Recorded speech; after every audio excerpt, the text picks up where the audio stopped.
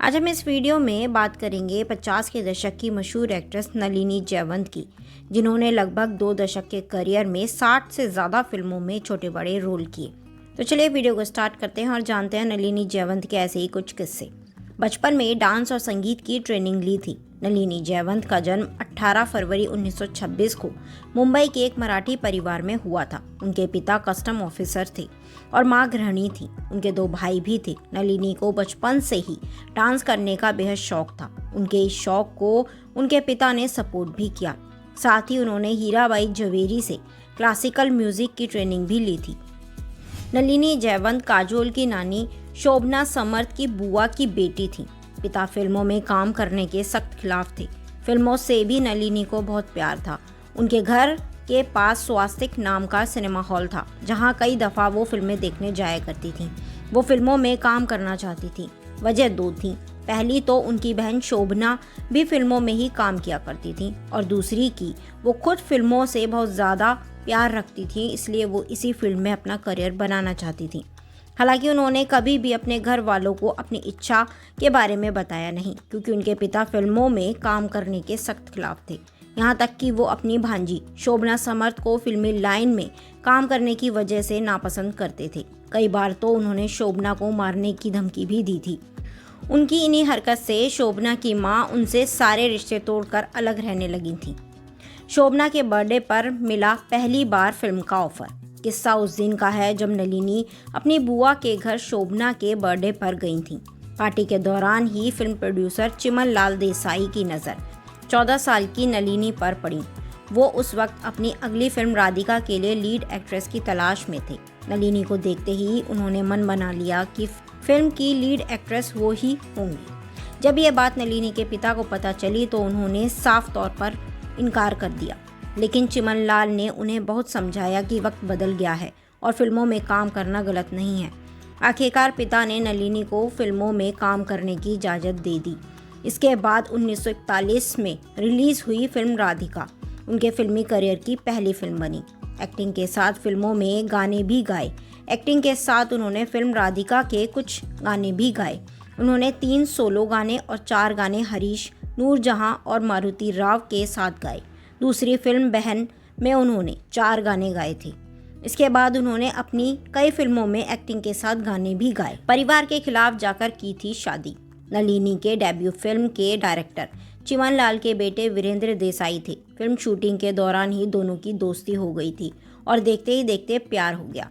वीरेंद्र पहले से ही शादीशुदा थे, एक बच्चे के पिता भी थे और नलिनी से उम्र में काफ़ी बड़े थे। हालांकि इन चीज़ों के बावजूद दोनों ने 1941 में शादी कर ली। दोनों के परिवार वाले इस शादी के खिलाफ थे। वीरेंद्र को तो उनके पिता ने घर से बेदखल करके निकाल दिया। घर से बेदखल होने के बाद काम मिलना हो गया बंद। घर से बेदखल होने के बाद नलिनी और वीरेंद्र फिल्मिस्तान स्टूडियो में 2000 रुपये महीना की सैलरी पर नौकरी करने लगे। वहीं पास में मलाड में एक बंगला भी किराए पर ले लिया, लेकिन लंबे समय दोनों को किसी फिल्म में काम नहीं मिला। हालांकि स्टूडियो के मालिक शशधर मुखर्जी उन्हें सैलरी दिया करते थे। शादी के 3 साल बाद हुआ तलाक। नलिनी को फिल्में नहीं मिलने की वजह यह भी थी कि उन्होंने शशधर मुखर्जी के सामने एक शर्त रखी थी। वो शर्त थी कि वह उसी फिल्म में काम करेंगी जिस फिल्म को उनके पति डायरेक्ट करेंगे। उनकी इस डिमांड से शशधर मुखर्जी नाराज़ भी हुए थे। लंबे समय से फिल्मी पर्दे पर न दिखने की वजह से दर्शक उन्हें भूलने लगे थे। इसका बुरा असर उनके और वीरेंद्र की शादीशुदा जिंदगी पर भी पड़ने लगा। दोनों के बीच रोज़ झगड़े हुआ करते थे, जिसकी वजह से शादी के 3 साल बाद दोनों का तलाक हो गया। इन 3 सालों में नलिनी की सिर्फ एक फिल्म फिर भी अपना है रिलीज़ हुई थी। तलाक होने पर ही नलिनी का करियर पटरी पर आ सका। 1948 में ही उनकी 2 फिल्में अनोखा प्यार और गुंजन रिलीज़ हुई। अनोखा प्यार में वो दिलीप कुमार के साथ नजर आई थी। फिल्मों में दोनों की एक्टिंग को लोगों ने खूब पसंद किया। अशोक कुमार से रहा था अफेयर। नलिनी ने अशोक कुमार के साथ कई फिल्मों में काम किया था। फैंस को दोनों की जोड़ी अच्छी भी लगती थी। कई मीडिया रिपोर्ट्सों का दावा था कि उनका अशोक कुमार के साथ अफेयर था। 1953 में रिलीज़ हुई फिल्म समाधि की शूटिंग के दौरान दोनों एक दूसरे के नज़दीक आ गए थे। ये साथ में दोनों की पहली फिल्म थी। हालांकि 7 साल बाद ही अशोक कुमार से नलिनी कुछ वजहों से अलग हो गई थी। 40 और 50 के दशक में नलिनी उस दौर की सबसे खूबसूरत एक्ट्रेसेस में से एक मधुबाला को टक्कर देती थी। 1952 में फिल्मफेयर मैगजीन ने एक पोल किया था जिसमें खूबसूरती के मामले में पहले नंबर पर नलिनी जयवंत थी। 1951 में उन्होंने एक मैगजीन के लिए बोल्ड फोटोशूट भी करवाया था। उस वक्त उनका फोटोशूट काफ़ी सुर्खियों में रहा था। फिल्म मुनीम जी में लीड रोल में नलिनी और एक्टर प्रभुदयाल थे। फिल्म शूटिंग के दौरान ही दोनों एक दूसरे को पसंद करने लगे। इसके बाद दूसरी फिल्म अमर रहे की शूटिंग के दौरान शादी कर ली। 1965 में फिल्म बॉम्बे रेसकोर्स के बाद नलिनी फिल्मों में नज़र नहीं आई।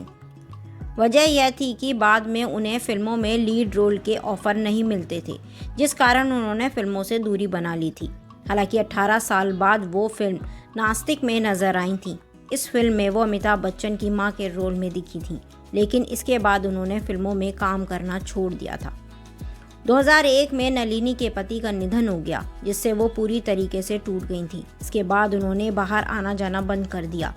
नलिनी चैम्बूर के यूनियन पार्क स्थित अपने घर में बेहद अकेलेपन में जिंदगी जी रही थी। उनके रिश्तेदार भी लंबे समय से उनके संपर्क में नहीं थे। इसी वजह से घर में उनकी लाश 3 दिन तक सड़ती रही और किसी को पता भी नहीं चला। पड़ोसियों को भी इस बात की कोई जानकारी नहीं थी। मौत के 3 दिन बाद एक युवक एम्बुलेंस लेकर आया। खुद को नलिनी जयवंत का रिश्तेदार बताकर उनकी बॉडी को लेकर चला गया। जिंदगी के आखिरी समय में उनके पास कोई नहीं था। उनकी हालत इस कदर खराब थी कि घर चलाने के लिए पैसे तक भी नहीं थे। बातचीत में पड़ोसियों ने बताया था कि वो बिल्कुल अकेले रहती थीं। उनके निधन के बाद कोई पुलिस कार्रवाई नहीं हुई और ना ही कोई उनके घर पर गया। पड़ोसियों का ये कहना है कि कई साल पहले वो लोग नलिनी के घर जाया करते थे, लेकिन पति की मौत के बाद उन्होंने लोगों से दूरी बना ली थी। पड़ोसियों का कहना था कि शायद ही उनके पास कोई मिलने आया करता होगा। एक पड़ोसी ने बताया था कि मौत से कुछ दिनों पहले उन्होंने नलिनी के पैर में एक चोट देखी थी, लेकिन सवाल ये था कि उनकी मौत कैसे हुई। जो शख्स उनकी बॉडी लेकर गया वो कौन था। गौर करने वाली बात यह भी है कि संदिग्ध हालत में हुई मौत के बावजूद पुलिस में शिकायत भी दर्ज नहीं कराई गई। 50 के दशक की टॉप एक्ट्रेस की इस तरह से हुई मौत पर हर कोई हैरान था। भतीजी एक्ट्रेस तनुजा नलिनी जयवंत के यूं चले जाने पर दंग थी। लगभग 2 दशक के करियर में नलिनी जयवंत ने 60 फिल्मों में छोटे बड़े रोल करे। पर्सनल लाइफ में भी काफ़ी संघर्ष देखा। उनके पिता फिल्मों में काम करने के सख्त खिलाफ थे, लेकिन बाद में वो मान गए थे। 2 शादी की लेकिन बच्चे नहीं हुए। 2001 में दूसरे पति की मौत के बाद उन्होंने बाहरी दुनिया से खुद को अलग कर लिया। ये थी नलिनी जयवंत की कहानी। आप हमें कमेंट कर बताएं जरूर कि नलिनी जयवंत की कौन सी फिल्म आपको ज़्यादा पसंद है, और नलिनी जयवंत से जुड़ा कोई किस्सा यदि आपको पता है तो वो भी कमेंट कर हमसे शेयर जरूर करें। Thanks for watching. हमारे चैनल को लाइक कीजिए, शेयर कीजिए, सब्सक्राइब कीजिए।